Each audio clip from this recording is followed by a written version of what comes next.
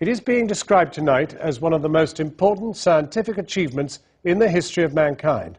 An American scientist has announced an historic breakthrough in the development of artificial life. J. Craig Venter has put together strands of DNA to create a man-made bacterium. Craig Venter and his team have done nothing less than show that it is now possible for mankind to create artificial life.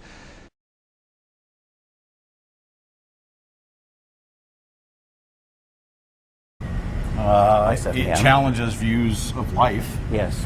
That you can reconstruct it in the lab. Yes. That Yes. changes, Yeah.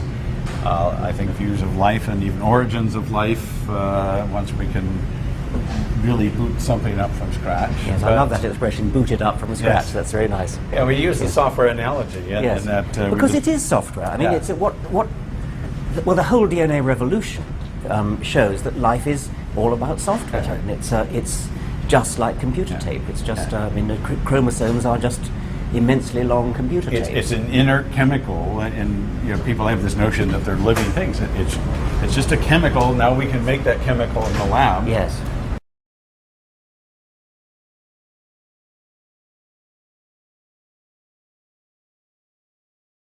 And literally, we do boot it up by putting it in a cell.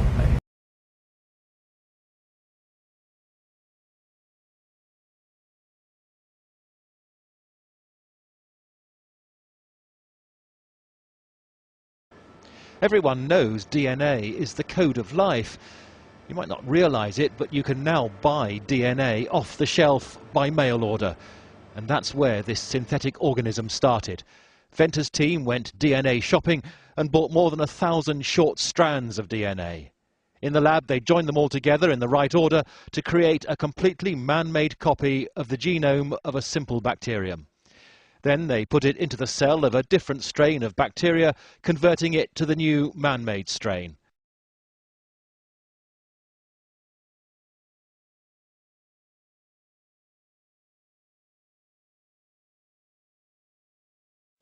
The final step was the defining moment. The new cell functioned and divided and multiplied. It was alive.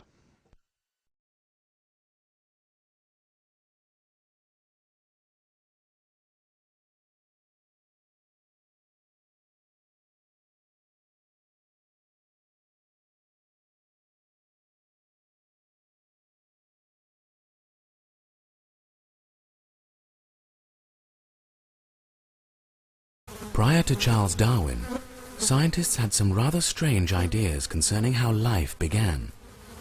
They believed that living organisms came into being rapidly and spontaneously over a period of just a few weeks.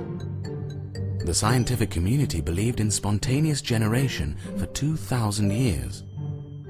And it is a stark reminder that even a majority of scientists can be wrong. But in 1668, Francesco Redi, an Italian physician and scientist, overturned this idea. He suggested this proof of spontaneous generation was nothing more than contamination of the meat by flies. When flies landed on the rotting meat, they laid their eggs. Over time, these eggs grew into maggots. Later, the maggots changed into flies.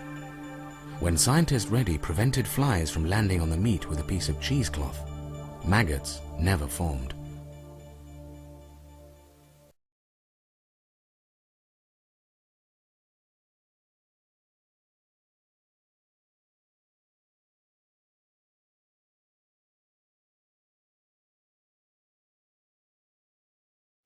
يا أيها الناس ضرب مثل فاستمعوا له إن الذين تدعون من دون الله لن يخلقوا ذبابا ولو اجتمعوا له